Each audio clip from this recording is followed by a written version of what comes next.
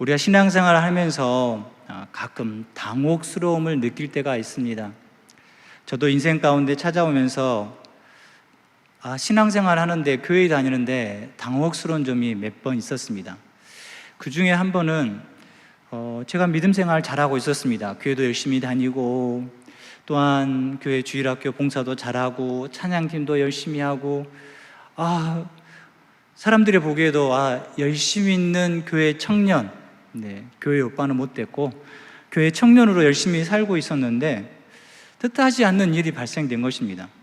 제 앞에 문제가 발생되어졌고, 도저히 내가 해결할 수 없는 큰 문제가 내 앞에 놓여 있는 것입니다.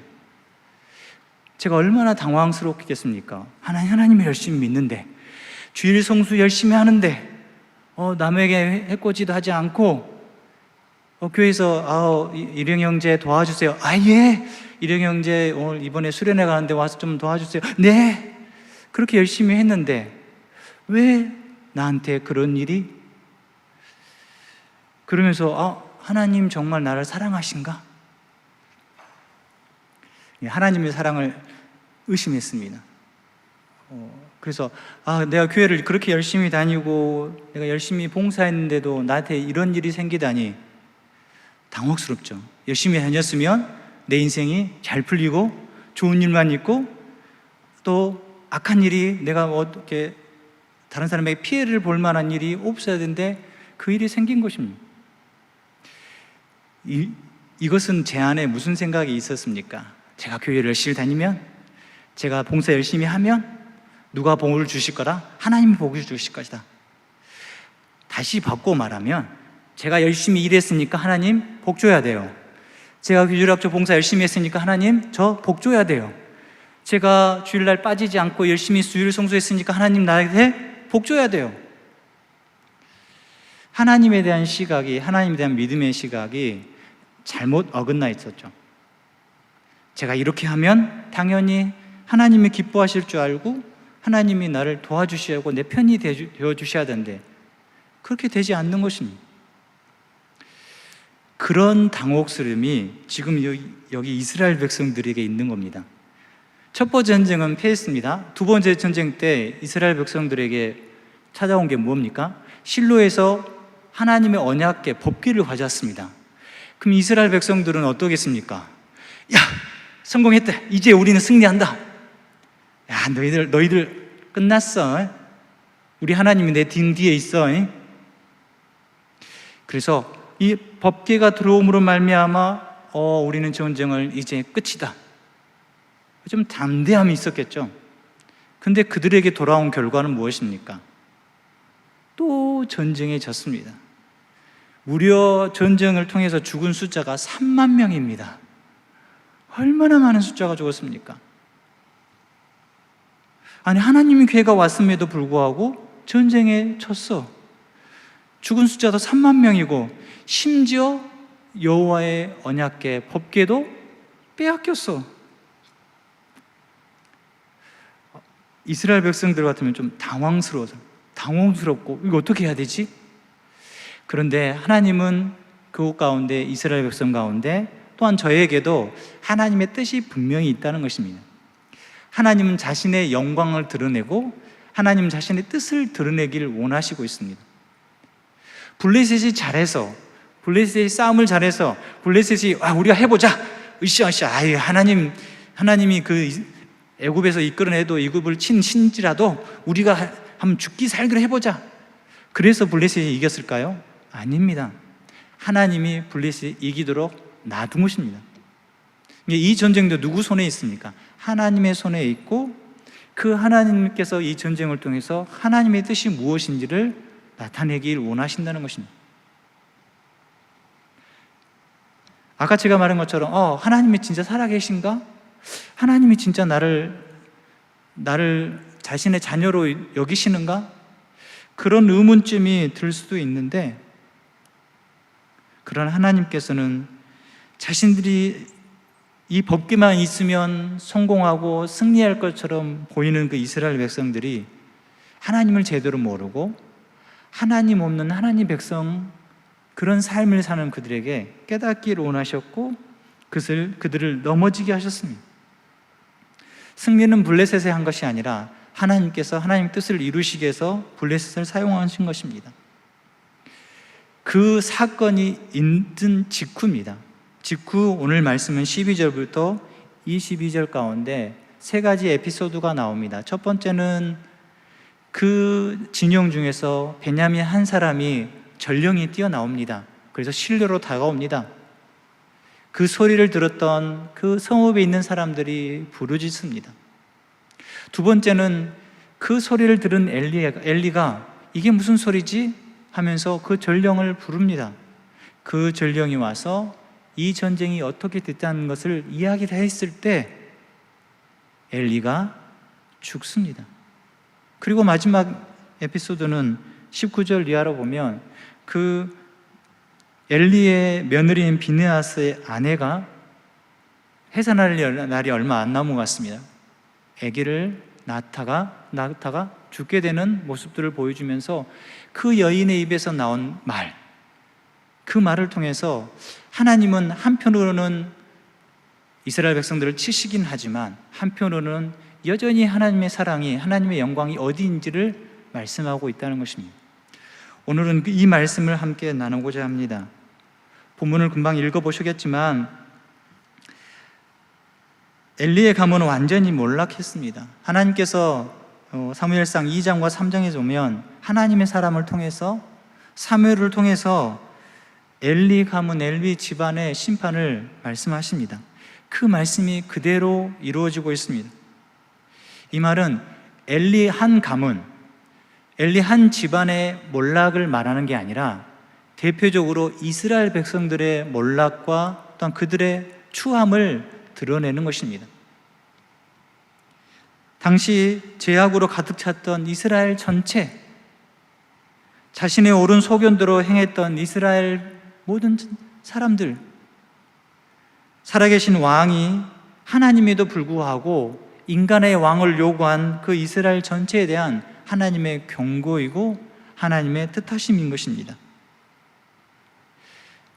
우리가 이렇게 하나님의 경고, 심판에만 머물러 있다면 우리가 예수님을 믿는 거, 교회를 다니는 이유가 좀 없겠죠. 그러나 하나님은 여전히 하나님을 떠난 자, 하나님이 택하시고 하나님이 세우신 자를 여전히 부르시고 그 손길을 통해서 새로운 역사, 누구겠습니까? 바로 1장과 2장에 나온 사무엘을 통해서 하나님은 그 역사를 이루어 가신다는 것입니다. 그 하나님의 은혜는, 하나님의 사랑은 변함이 없고 지금 이 순간에도 우리 가운데 충만하게 있을 줄 믿습니다. 그 믿음의 고백으로 나아가시는 귀한 우리 하나님의 사람 되시길 바랍니다. 본문으로 다시 돌아보면 본문 요약에서 말씀하셨지 두 가지 큰 사건으로 이야기할 수 있습니다. 엘리의 죽음과 며느리의 죽음인 것입니다. 먼저 전쟁에 관한 소식을 엘리에게 전해지는 장면이 있습니다. 12절 보면 당일에 어떤 베냐민 사람이 진영에서 달려나와, 당일이라고 했습니다. 이 당일이라는 것은 블레셋과 두 번째 전쟁이 있는 그 시간인 것입니다. 그 전쟁을 통해서 많은 사람이 죽었고 또한 그 하나님의 궤를 가지고 왔던 홈리와 비느하스도 죽고 하나님의 궤도 빼앗긴 그 시간을 이야기한 것입니다. 이 전쟁이 일어난 아벡에서부터 실로까지는 약 한 35km 정도 됩니다. 제가 계산을 찾아봤습니다. 우리 교회에서 출발해서 저기 옥가 면사무소까지가 한 33km 정도 되더라고요. 그 정도 거리입니다.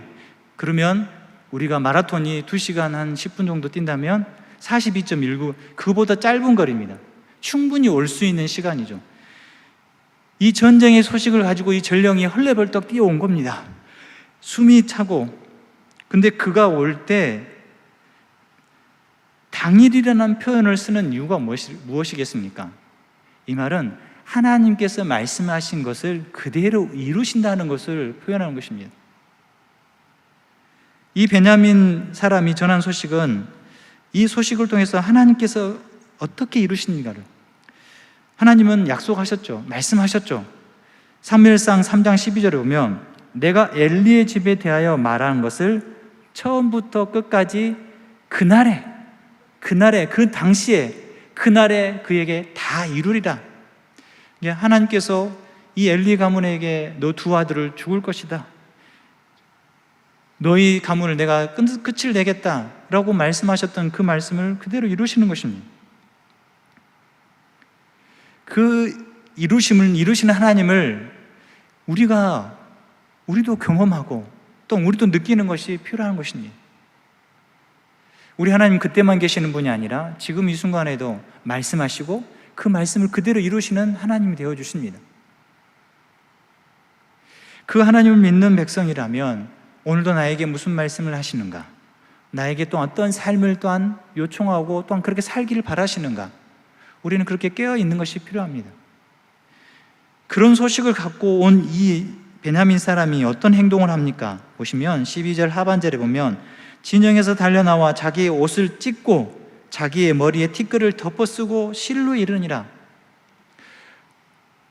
지금 자신이 싸웠던 이 전쟁에 졌고 많은 사람이 죽고 하나님의 궤까지 빼앗기니까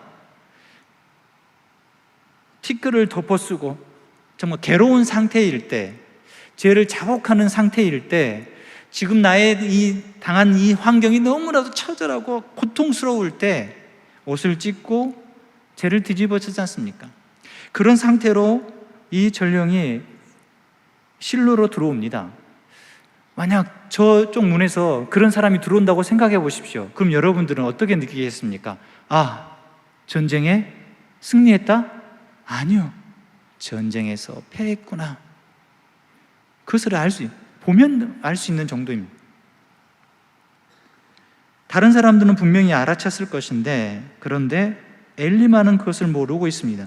보시면 13절에 보면 그가 이를 때 엘리가 길 옆 자기의 의자에 앉아 기다리며, 길 옆에서 의자에 앉아서 기다리고 있는데 그 사람이 지나간 것을 못 봅니다. 왜냐하면 15절 보면 그때 엘리의 나이가 98세라 그의 눈이 어두워서 보지 못하였더라.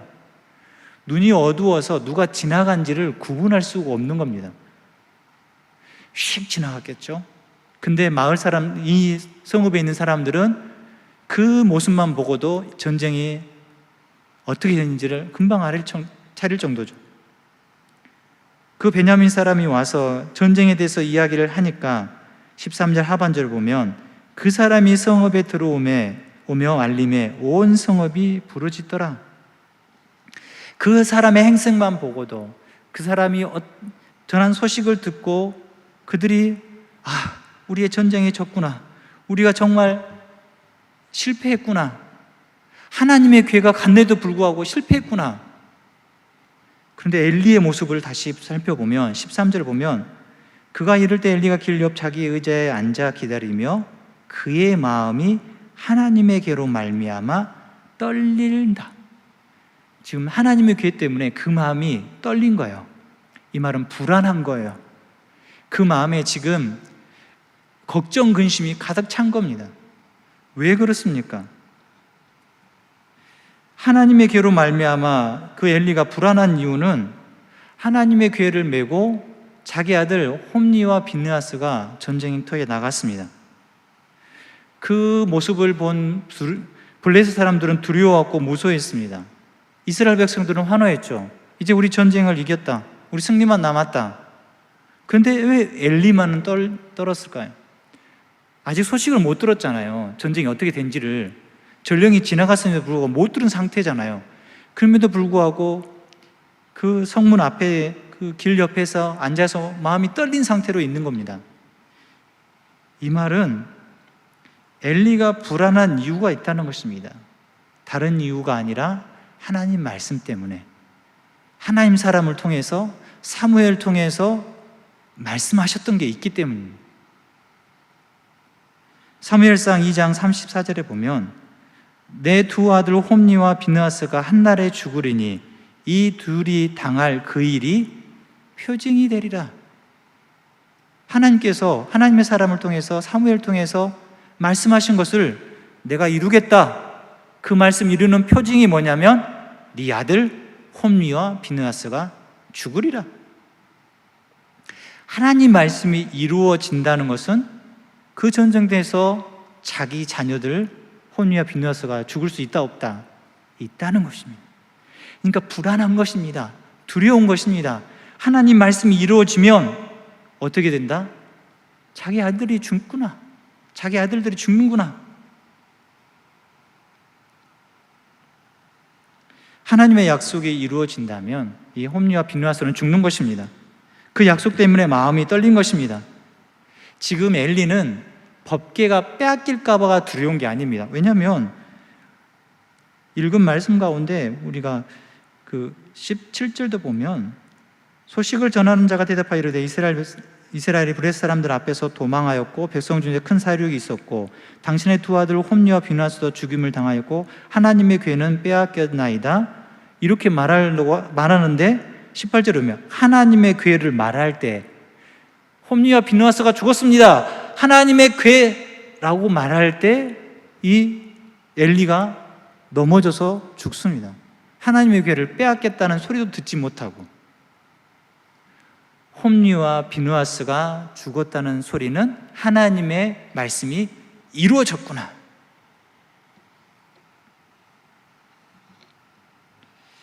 앞에서 말한 것처럼 엘리 가문에 대한 하나님의 심판은 그 한 가문, 한 사람만을 말하는 것이 아닙니다. 이스라엘 전체에 대한 것입니다. 이스라엘 전체에 대한 하나님의 마음인 것입니다. 엘리 집안의 그 작은 사건으로 홈리와 비느하스 그래 범죄했고 하나님을 떠났기 때문에 그래 죽어 마땅해, 이것이 아니라 이스라엘 전체에 관한 이야기입니다. 법궤만 있으면 그들은 하나님을 자기 뜻대로 사용해서 전쟁에 승리할 줄 알았습니다. 하나님이 자기 편에 서서 능력을 발하시면 전쟁에서 이길 줄 알았습니다.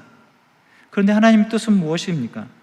하나님의 뜻을 저버리고 하나님의 말씀대로 살지 않는 백성들을 하나님께서는 그대로 내버려 두지 않는다는 것입니다. 하나님의 약속이 이루어질까, 하나님의 그 약속이 이루어질까, 그리고 두렵고 떨렸던 이 엘리의 모습처럼 우리 가운데도 하나님 말씀이 내 가운데 이루어질 것을 두렵고 떨리는 그 마음이 있어야 된다는 것입니다. 하나님이 나에게 말씀한 그 말씀이 내 삶 가운데 이루어질 것인데 그에 대한 두려움과 그에 대한 마음에 우리 가운데 근심 아닌 근심이 있어야 되는 거죠. 하나님의 뜻이 있는데, 하나님 말씀이 있는데 그대로 이루어질까? 에이, 아니야. 하나님 나를 사랑하시니까. 그것은 이스라엘이 모르고 행동한 것처럼 우리도 그렇게 행동할 수 있다는 것입니다. 여러분 어떻습니까? 우리는 하나님의 백성이며 하나님이 택한 백성이며 또한 구원을 받았다는 말에 위로가 되고 힘이 됩니다. 하나님께서 내 안에 거하셔서, 내 성령님께서 내 안에 거하셔서 나를 도우신다는 말이 힘이 됩니다. 나의 등 뒤에서 도우시는, 금방 카리스 월십 찬양한 것처럼 하나님이 늘 나와 함께 계시니까 너무 힘이 되고 늘 행복합니다. 그런데 내 안에 성령님이 계신다는 것은 내 안에서 짓는 죄의 모습들, 내 안에서 나와 있는 행동의 그 죄된 모습들도 하나님은 아신다는 것입니다.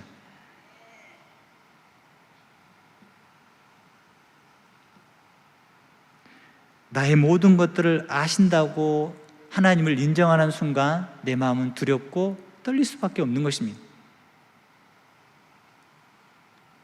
하나님의 말씀에 하나님에 대한 두려움이 있을 때 우리는 하나님을 제대로 볼 수 있는 것입니다. 하나님의 뜻을 발견할 수 있고, 하나님이 내 편이시긴 맞지만, 그러나 하나님이 진정인 내 편이 되시기 위해서는 내가 하나님께 속해야 되고 내가 하나님 편에 늘 가까이 가는 것입니다. 혹여나 우리는 하나님을 내 편처럼 여길 뿐 내가 하나님 편에 속하지 않고 하나님 말씀을 따르지 않을까, 또한 내가 하나님 말씀에 오늘도 순종하지 않을까 두렵고 떨리는 그런 마음으로 오늘도 우리는 살아갈 것입니다. 다시 말씀으로 가보면 그 베냐민 사람이 실로에 가서 소식을 전합니다. 이 소식을 듣고 성읍 사람들이 부르짖습니다. 이 소리도 엘리가 듣습니다. 14절에 보면 엘리가 이 부르짖는 소리를 듣고 이르되 이 떠드는 소리는 어찌 됨이냐? 그래서 그 사람이 빨리 가서 엘리에게 말합니다. 엘리의 지금 이 마음의 상태를 한번 생각해 봤습니다. 그것을 한번 심장 박동수로 갑자기 생각나는데, 이번에 파리 올림픽 때 보면 양궁 경기를 보니까 양궁 경기 선수들의 심장 박도수가 그 모니터 밑에 나오더라고요. 쿵쾅쿵쾅쿵쾅. 선수들 보면 긴장하면 빨라져요. 쿵쾅쿵쾅쿵쾅. 요즘 시계도 많이 좋아가지고 시계 보시면 다 심장 박동수 나오지 않습니까? 가끔 제가 지금 박동수가 빠를 겁니다. 긴장했으니까요. 긴장이 되고 막 10점, 9점 막 그러면 그런 순간에 보면 선수들의 심장 박도수가 빨라지고 긴장한 티가 딱 나타납니다. 엘리의 지금 상태도 그럴 겁니다. 성읍 사람들이 막 떠드는 소리를 들었어요. 이게 무슨 소리야? 이게 무슨 소리인지 빨리 알아봐. 이제 와서 전령에 와서 딱 말하는 순간까지 얼마나 그 심장이 그냥 쿵쾅쿵쾅쿵쾅. 왜요? 다른 이유는 없습니다. 앞에 말한 것처럼 그 아들 하나님 말씀이 이루어지는 것, 홈리와 비느하스가 죽느냐 죽지 않느냐. 그래서 그렇게 묻습니다. 16절 하반절을 보면 엘리가 이르되 내 아들아 일이 어떻게 되었느냐.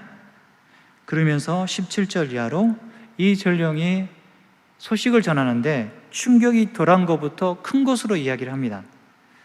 도망하였다는 말은, 보시면 도망하였다는 말은 전쟁에서 졌다는 것입니다. 패배해서 후퇴했다는 거예요. 백성 중에 큰 살육이 있었다는데 앞에서 말씀한 것처럼 3만 명이 죽는, 한두 명이 아니에요. 몇백 명이 아니에요. 3만 명이에요. 엄청난 많은 숫자도 그때 그 시기에 봅니다. 근데 엘리가 가장 두려워했던 말은 무엇이겠습니까? 바로 당신의 두 아들 홈리와 비느하스가 죽임을 당하였고, 하나님 말씀대로 딱 이루어진 것이니, 이 소식을 들은 엘리가 놀라서 뒤로 넘어져 죽습니다. 18절 보면 하나님의 를 말할 때 엘리가 자기 의자에서 뒤로 넘어져 문 곁에서 목이 부러져 죽었으니 나이가 많고 비대한 까닭이라. 물론 나이가 많고 비대한 까닭도 있지만 그가 넘어지는 그 힘은 어디에 있겠습니까? 하나님 말씀이 이루어지는 것을 보았고 들었기 때문입니다. 그러면서 이 엘리의 생애를 평가를 합니다. 평가를 보면 18절 하반절에 보면 그가 이스라엘의 사사가 된 지 40년이었더라. 사사라고 표현하고 있습니다. 보통 사사는 사사기에 나오는 사사들이죠. 사사가 하는 일이 무엇입니까?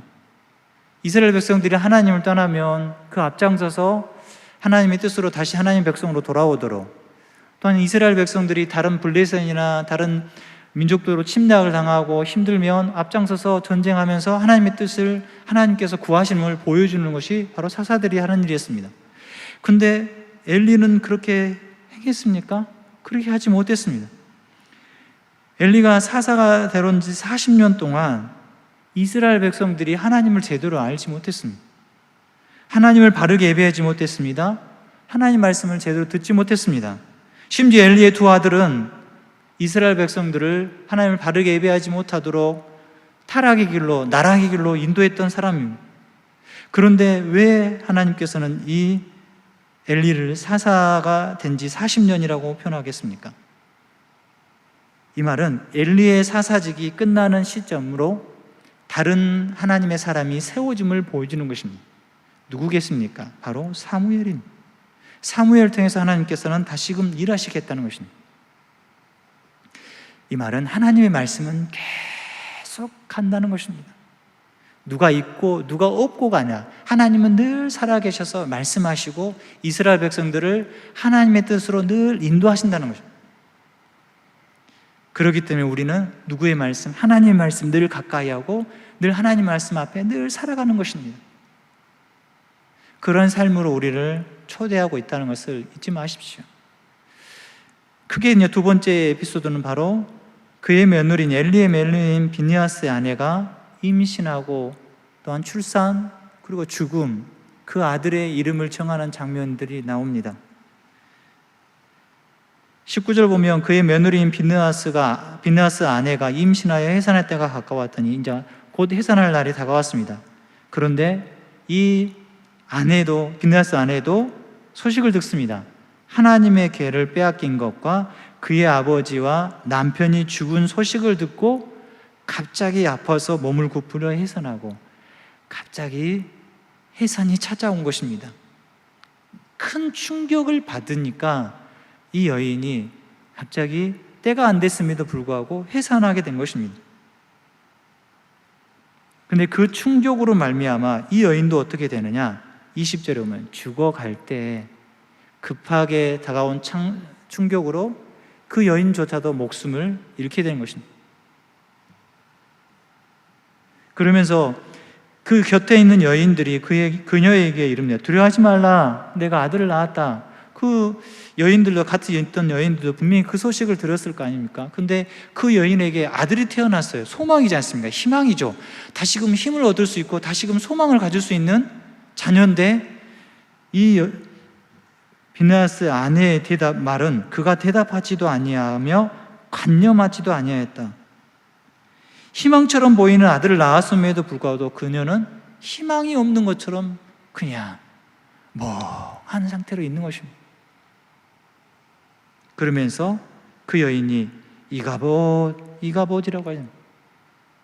그 여인의 그 말 때문에 그 아이 이름을 이가봇이라고 정하게 된 것입니다. 이가봇이란 말은 영광이 없다. 다시 표현하면 이 영광이 어디 있느냐? 영광이 어디 있느냐? 영광이 떠났다. 도대체 영광이 어디 있냐? 이렇게 묻는 것 같은 것입니다. 하나님의 괴가 바로 하나님의 영광이고 상징이라면 그 하나님의 괴를 빼앗김으로 하나님의 능력이, 하나님의 영광이 사라진 것입니다. 하나님의 힘이 없어서, 하나님의 능력이 없어서 블레셋에 빼앗긴 것이 아니라 하나님께서 이스라엘 백성들을 가르치시고 이스라엘 백성들 죄를 알게 하시고 하나님께서 자신이 누구신지를 보여주시기 위해서 하나님이 직접 그 블레셋 땅으로 하나님의 괴가 옮겨진 것을 그냥 내버려 두신 것입니다. 엘리 집안의 심판처럼 보이지만 결국은 이스라엘 백성들에 관한 이야기입니다. 이것은 또한 구약 이스라엘 백성들, 이 하나님께 세우시는 이 이스라엘 백성들, 북왕국과 남왕국에 대한 이야기와 같은 이야기인 것입니다. 이것은 나중에 에스겔 선지자를 통해서 이스라엘에서 하나님의 영광이 떠나는 장면을 보여주고 있습니다. 에스겔 선지자는 남왕국 유다가 있었던 시기에 활동했던 선지자입니다. 완전히 멸망하기 전에 이 바빌론의 나라가 1차 침공에서 포로를 잡아갔죠. 또 2차 침공에서 또 잡아갑니다. 그때 끌려갔던 사람이 바로 에스겔입니다. 그 에스겔이 하나님께서 이 에스겔에게 환상을 주십니다. 그러면서 그 환상의 내용을 10장 이후로 보면 나타나 있는데, 에스겔 10장 4절에 보면 여호와의 영광이 구름에서 올라와 성전 문지방에 이르니 구름이 성전에 가득하며 여호와의 영화로운 광채가 뜰에 가득하였고, 이게 여호와의 영광이 원래 성전에 가득 차야 되는데 성전 문지방에 이동합니다. 원래 지금 하나님의 영광이 이 성전에 가득 차야 되는데 그 가득 찬 영광이 이제는 점점 이동합니다. 에스겔 10장 18절에 보면 여호와의 영광이 성전 문지방을 떠나서 그룹들 위에 머무르니, 이제 성전에서 여호와의 영광이 떠나고 있습니다. 떠나서 어디로 가십니까? 19절에 보면 그룹들이 날개를 들고 내 눈앞에 땅에서 올라가는데 그들이 나갈 때 바퀴도 그 곁에서 함께 하더라. 그들이 여호와의 전으로 들어가는 동문에 머물고 성전 문 앞에 있다가 점점 동쪽 문으로 갑니다. 그러면 하나님의 그 영광도 그에 계속적으로 이동하고 있습니다. 떠나가는 모습을 기록하고 있습니다. 보여주고 있습니다. 그러면 그 동문을 떠났는데 거기서 멈춘 게 아니라 에스겔 11장 23절에 보면 여호와의 영광이 성읍 가운데서부터 올라가 성읍 동쪽 산에 머무르고 계속적으로 영광이 떠나고 있습니다. 이스라엘에서 떠난다는 것입니다. 하나님의 영광이 이스라엘에서 하나님이 거하셨던 그 성전에서 떠나서 계속적으로 동쪽으로 가고 계신다는 거예요. 이 말은 여호와의 영광이, 하나님의 영광이 떠난다는 것은 이스라엘의 존재가, 이스라엘의 그 존재가 어떻게 된다는 것은 멸망할 것이고, 하나님을 떠난 백성들의 모습은 이와 같다는 것을 이야기하시는 것입니다.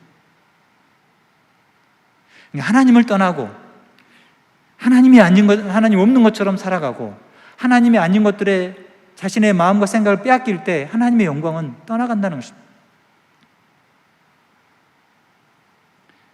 그러시면 하나님이 택한 그 이스라엘 백성들을 이제 끝입니까?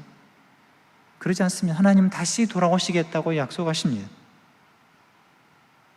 하나님께서는 다시 돌아오시는데 에스겔 43장 4절에 보면 여호와의 영광이 동문을 통하여 성전에 들어오시고 나갈 때 반대 모습으로 들어오고 계십니다.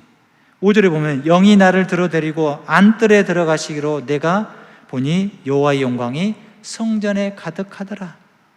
여호와의 영광이 다시금 가득합니다. 나갔던 하나님의 영광이 다시금 이스라엘 백성들에 돌아옵니다. 언제 이스라엘을 떠났던 하나님께서 다시금 돌아오십니까? 물론 바로 앞에 보이기는 70년 만에 이스라엘 백성들이 바벨론에서 다시금 이스라엘로 돌아오는 모습을 담고 있긴 하지만, 그러나 온전한 회복은 바로 누구를 통해서 이루셨습니까? 바로 예수 그리스도를 통해서 이루셨습니다. 예수님이 오심으로 하나님의 그 온전한 영광이 이루어지는 것입니다. 보십시오. 요한복음 1장 14절에 보면 말씀이 육신이 되어 우리 가운데 거하심에 우리가 그의 영광을 보니 아버지의 독생자의 영광이요 은혜와 진리가 충만하더라. 할렐루야. 하나님의 영광을 온전히 이루시기 위해서 하나님은 그 아들 예수를, 독생자 예수를 이 땅 가운데 보내셔서 자신의 영광, 자신의 사랑을 완전하게, 완벽하게 나타내 보여주셨다는 것입니다. 어찌 보면 하나님의 영광은 이 땅을 창조할 때부터 계속 있었습니다. 에덴 동산에도 있었죠. 노아 홍수 때도 있었죠. 하나님은 아브라함을 부르셔서 하나님의 백성을 삼을 때도 있었습니다.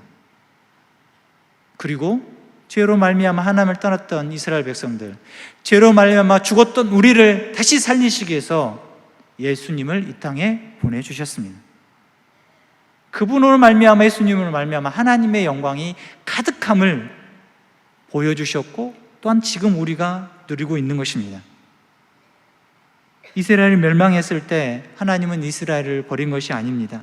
하나님이 다시 오신다고 약속을 에스겔 선지자를 통해서 하신 것처럼 하나님의 영광은 다시금 이 땅에 오셨고 예수의 몸으로, 예수님의 십자가로 온전히 이루셨습니다.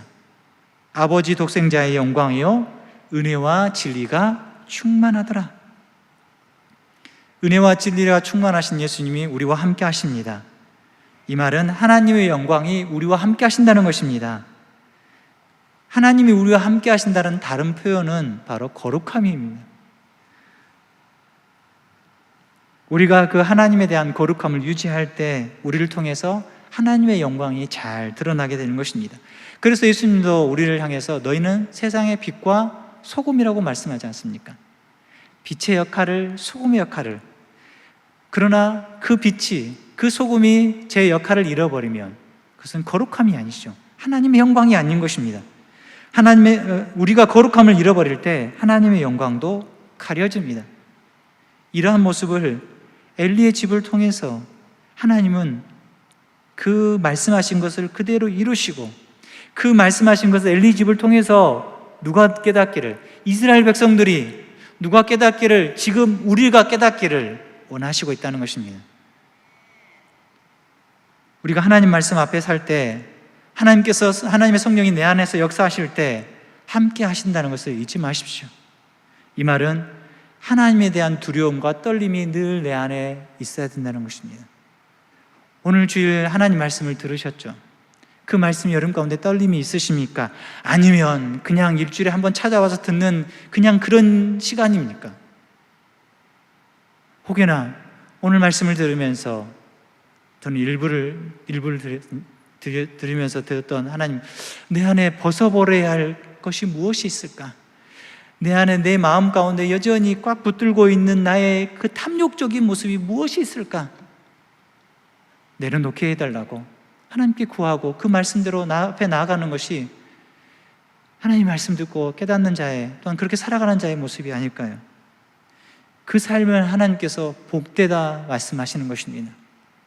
그는 복된 삶으로 우리를 초청하셨고 그렇게 살아가시는 귀한 우리 하나님의 사람들 되시고, 그렇게 살아갈 때 하나님의 영광이 여러분 가운데 가득 차고 충만하게 될 줄 믿습니다.